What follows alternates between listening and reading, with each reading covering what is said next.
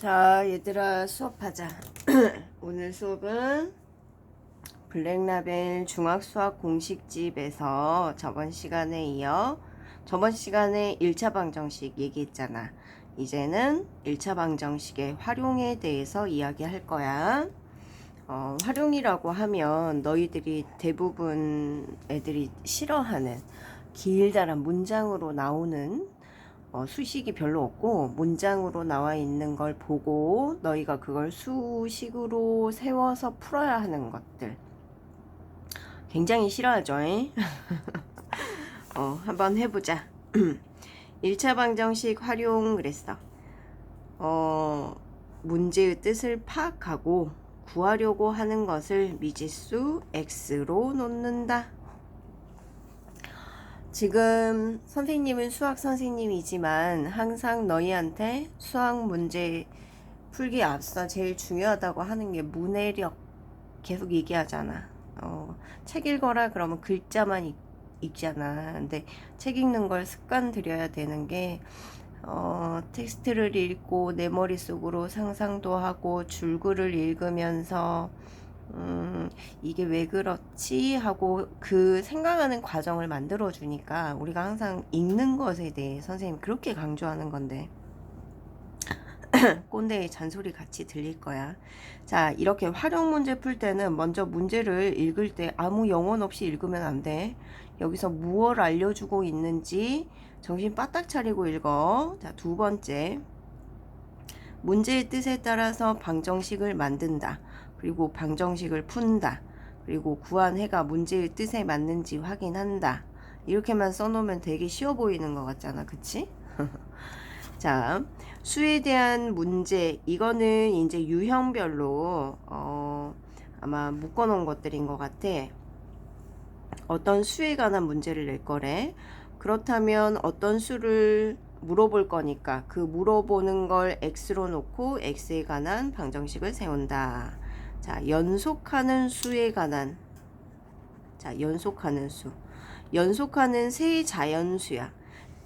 연속하는 세 자연수, 예를 들면 자연수가 1부터 시작하잖아. 1, 2, 3 했을 때 크기 차이가 뒤로 갈수록 하나씩 나죠.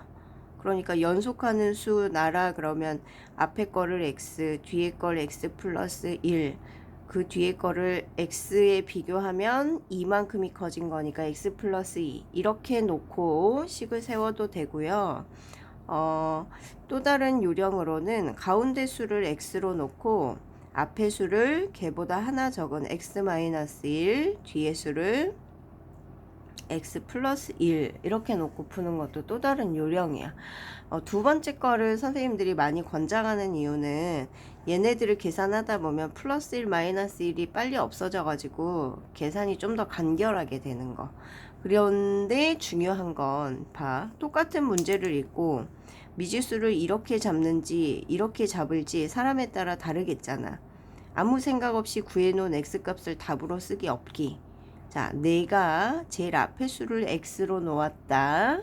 그렇다면 제일 큰 수를 물어보았다면 정신 바짝 차리고 내가 구해놓은 x에 2를 더해서 답 쓰는 거. 그치? 내가 누구를 x로 놓았는지를 잊어버리지 않기. 자, 그 다음 두 번째, 연속하는 세 홀수 혹은 짝수에 관한 문제. 연속하는 세 홀수 봐봐. 1, 3, 5 크기 차이가 얼마씩 나죠? 2씩 나죠. 그럼 연속하는 짝수는 어때? 짝수도 마찬가지야. 크기 차이가 2씩 나지. 그래서 제일 앞에 있는 걸 x로 놓는다면 그 뒤에 거는 x보다 2가 크니까 x 플러스 2, 또 그 다음 거는 x 플러스 4 이렇게 놓으면 되겠지. 또 아까 했던 거하고 똑같게 가운데 부분을 내가 x로 놓는다면 앞에는 x보다 2가 작으니까 x-2, 그 다음은 x 플러스 2 이렇게 놓고 문제를 푸는 것도 괜찮아. 자, 여기 100점 노트 뭐라고 나와 있나 봐봐. 수에 관한 문제인데 세 자리 수가 있다 그래. 뭐 100의 자리 숫자가 A이고 10의 자리 숫자가 B이고 1의 자리 숫자가 C인 세 자리 자연수가 있다. 그러면 그 세 자리 자연수를 자, 그 자리 숫자만 할 게 아니라 자리 수까지 곱해서 100A 플러스 10B 플러스 C 이렇게 표현해야 그 세 자릿수를 온전히 표현한 식이 돼. 자, 그 다음 개수의 합이 일정한 경우 A, B 개수의 합을 문제에서 줘. 예를 들면 A 개수가 X개야. 그렇다면 B의 개수는 이렇게 물어보면 친구들이 A는 X개니까 B는 Y개 이렇게 너희가 구해야 할 문자가 많아지면 식이 복잡해지는 거야. 웬만하면 줄여. 예를 들면 A, B 두 개를 합쳤는데 개수가 10개다? 이렇게 줬어. 그렇다면 A의 개수를 X개라고 놓으면 B는 또 다른 문자를 놓지 말고 10개 중에 X를 뺀 나머지 10-X 이렇게 놓자고. 그럼 문자 종류가 한 가지만 나오겠지? 자, 그 다음 49번 원가와 정가에 관한 문제야. 원가라는 건 말 그대로 원래 가격이거든. 그러니까 뭐 선생님이 요 볼펜을 만들 때 드는 가격이 5,000원이야. 그럼 이게 원가인 거잖아. 그런데 이거를 장사를 하면서 5,000원에 팔아. 그럼 바보자. 바보 멍충이 같은 거잖아. 내가 고생해서 만들었으면 이익을 붙여서 팔아야 장사의 의미가 있지. 자, 원가 X는 원래 가격인데 그 원가에 A%만큼의 이익을 붙일 거야. 그랬을 때의 정가. 정가라는 건 판매 가격을 얘기하지. 그치? 그럼 예를 들어서 원가가 A야. 그런데 선생님이 A의 20% 이익을 붙일 거야. 그럼 100분의 20 곱하기 A 한 것이 이익에 해당하는 부분이고 이거는 물건 만들 때 원래 드는 가격 원가니까 둘이를 더해서 판매 가격으로 구해야 되잖아. 그렇다면 이런 거는 이렇게 생각하자. 문자는 다들 A야. 원가 그대로 한번 내는 건 원가의 100%를 내는 거죠. 근데 이익은 원가의 20%니까 나는 결국 원가의 총 120%를 내는 거야. 그래서 100분의 120 곱하기 A 한 번에 이렇게 연결해서 생각할 수 있으면 속도가 조금 더 빨라지겠지. 정가가 X1인 물건을 A% 할인 판매할 때의 가격이야. 자, 요것도 앞부분에서 선생님이 설명했던 것 같아. X1 이게 판매 가격이거든. 그런데 거기서 선생님이 10%를 할인할 거야. 정가의 10%면 정가 X 곱하기 100분의 10 한 부분을 빼줘서 구하는 거잖아. 그러면 봐봐. 정가를 온돈 주고 그대로 사면 100%를 내는 건데 그 중에 10% 할인 받았으니까 나는 정가의 90%만 내는 거죠. 그래서 정가에 곱하기 100분의 90을 한 번에 곱해서 풀어도 괜찮아. 자, 이익이라는 건 어떻게 구하니? 판매 가격, 정가에서 원가를 뭐 해주면, 빼주면 이익에 대한 이야기가 되는 거지. 자, 그리고 물건 가격은 한 개당 가격의 개수를 곱해주면 되고 거스름돈은 내가 낸 돈에서 물건 가격을 빼주는 걸로 식을 잡아야 되겠지. 지금 선생님이 읽는 것들이 다들 너희가 머릿속으로 아는 것들이야.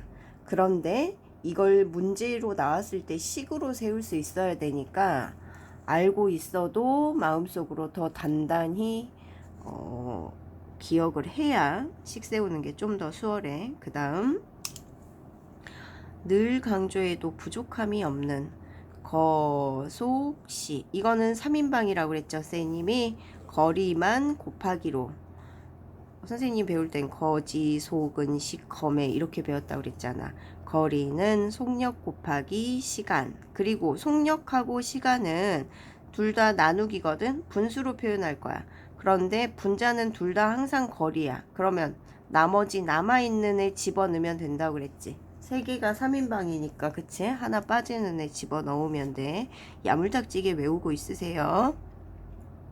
그 다음 여기 중요한 얘기인데 되게 조그만 글씨로 해놔서 너희가 안 중요하다고 느끼고 넘어갈까봐 조금 걱정스러워. 자, 서로 다른 지점에서 마주보고 걷다가 만나는 경우. 예를 들면 길이 있어.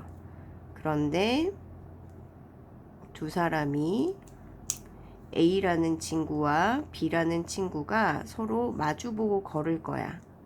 이렇게.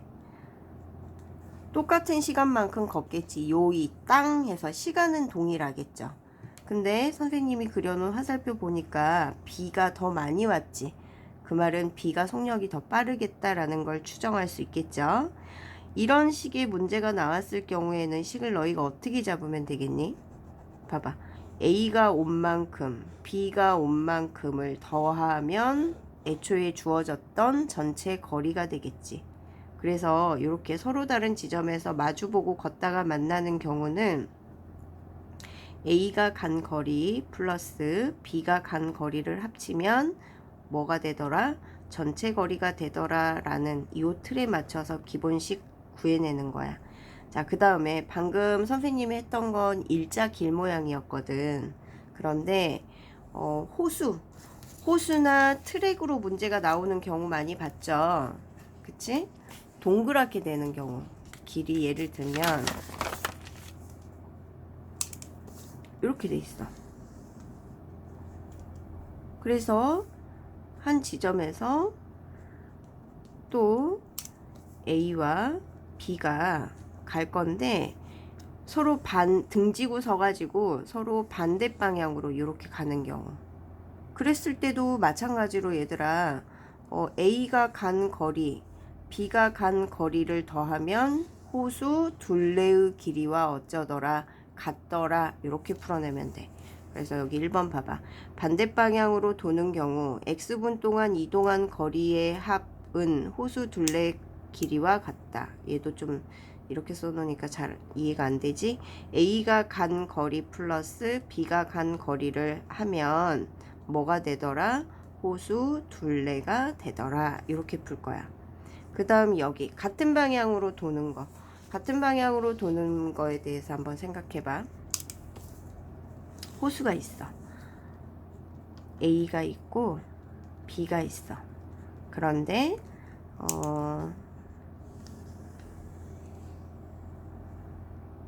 A가 이렇게 한 바퀴 돌 동안, 그러니까 속력이 다른 거야. 같은 방향을 보고 갈 때, 둘 중에 속력이 같지 않으면 빠른 애는 더 멀리 가고 있겠잖아. 그러니까 한 바퀴를 더 빨리 돌았겠잖아. 그치?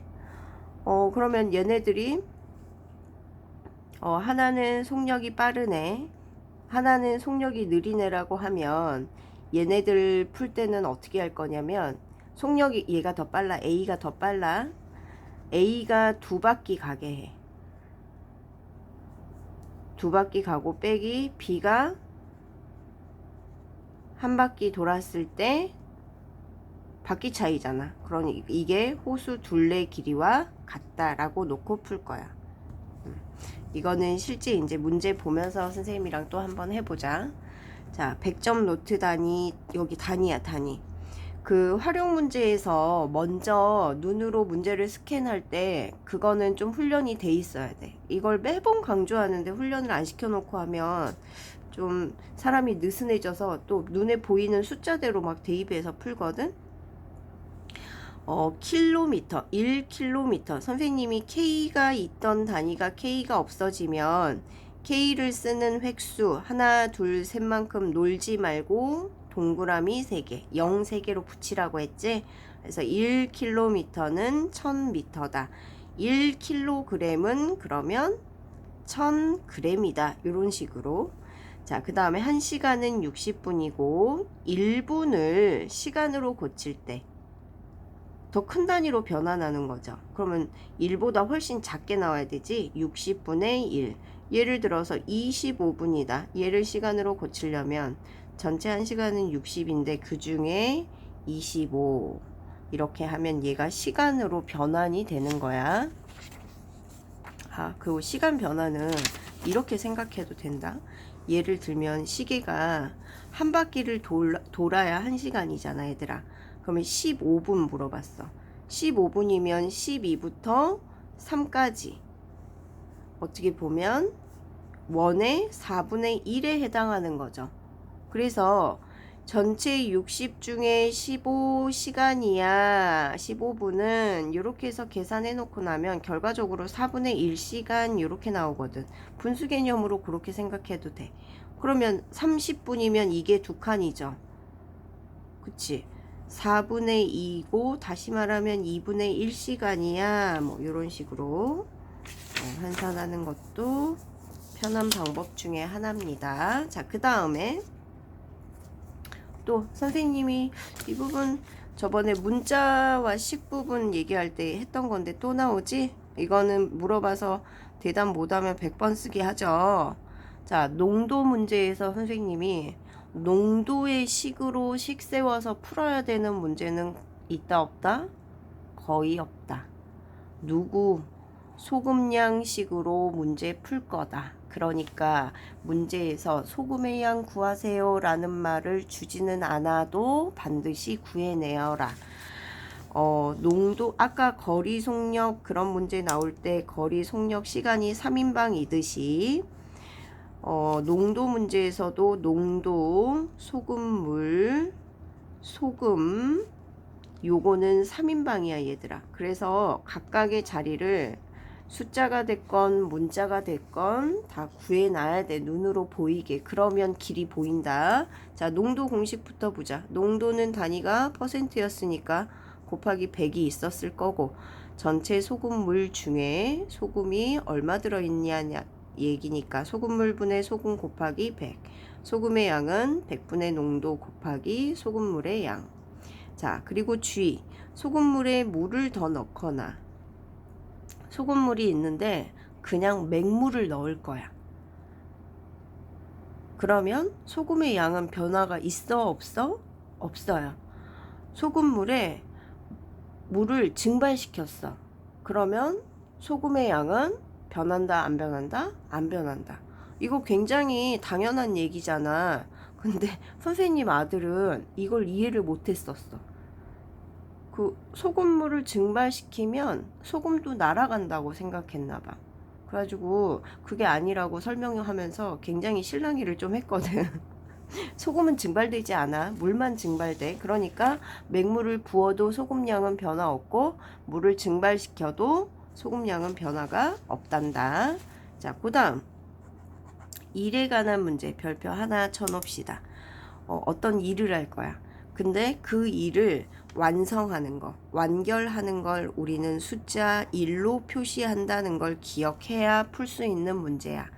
자, 전체 일을 1로 생각하고 단위 시간 1일 1시간 1분 동안 한 일의 양을 먼저 구하세요. 그래.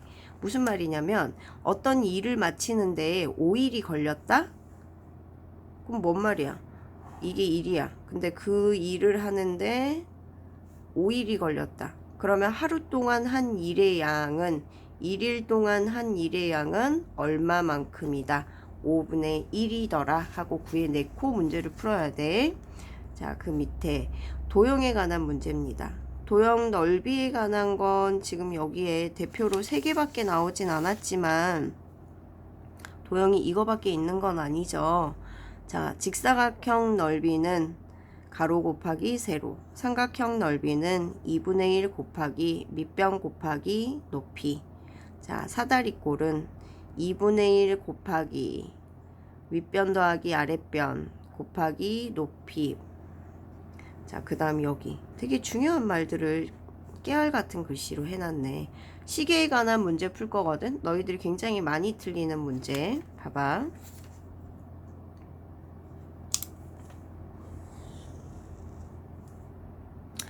시계야 12야. 자, 먼저 선생님이 길다란 바늘, 길다란 바늘이면 분침이죠. 그치? 분침이 한 바퀴를 돌 거야. 자, 분침이 한 바퀴를 돌았다. 그러면 이거는 얼마만큼 간 거야? 1시간 간 거죠. 다시 말하면 60분을 간 거잖아. 그치? 근데 한 바퀴를 돌 동안 얘가 움직인 각도는 몇 도지? 360도죠. 그러면 물어보자. 지금 분침에 관한 얘기야. 분침은 1분 동안 몇 도 갔을까?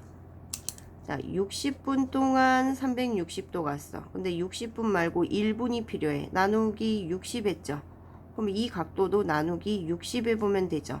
1분에 나는 6도씩 움직였으니까 그것이 60번 있으면 360도가 되는 거야. 그래서 분침은 1분에 몇 도씩 움직인다. 6도씩 움직인다. 방금 선생님이 보여준 거 이해했으면 이해하고 지나가서 또 잊어버린다? 외우고 있으세요. 자, 그 다음 이제 시침에 관한 얘기 할 거야. 10이야. 1이야. 자, 얘는 아까보다 조금 더 짧아. 얘 시침이야, 시침. 시침은 1시간 동안, 1시간이면 60분을 얘기하죠. 1시간 동안 얼마만큼가? 여기만큼만 가죠. 여기만큼만 간단 말이야. 그런데 얘는 전체 입장에서 보면 360도에 몇 분의 몇이겠니? 12분의 1이죠. 왜? 각 시간대로 쪼개보면 이 조그만 조각이 12조각으로 쪼개지겠잖아. 그러면 1시간 동안 30도밖에 안 움직여. 그런데 나는 60분 말고 시침이 1분에 얼마 움직이는지 필요해. 나누기 60 했죠. 얘도 나누기 60 할 거야. 자, 이거 의외로 애들 못한다. 30 나누기 60. 그럼 이게 분모로 가지? 60분의 30이야. 다시 말하면 2분의 1도만큼 움직인대. 2분의 1도. 0.5도씩. 시침은 1분에 0.5도씩. 이건 다 알고 있잖아. 분침이 눈에 보이게 움직이는 게 보이지만 시침은 1분에 얼마 움직이는지 우리가 측정하기가 어렵지. 병아리 눈물만큼 움직이기 때문에 그래. 그치? 그래서 그 정도 선으로만 기억하고 있었다면 이제 정확하게 시침은 1분에 0.5도 움직이고 분침은 1분에 6도씩 움직인다 하는 거 머릿속에 딱 집어넣어 놓으세요. 기습 질문 해가지고 대답 못하는 거는 100번 쓰게 할 거야. 장난 아니야. 진짜야. 자, 오늘 할 부분들은 이미 너희한테 선생님이 누누이 강조했던 것들이 많이 들어있어. 그런데 혹시 빈약하게 기억하고 있는 사람은 수업 영상 들으면서 다시 한번 정확하게 머릿속에 집어넣도록 자, 복습 시험 보도록 합시다. 수고했어.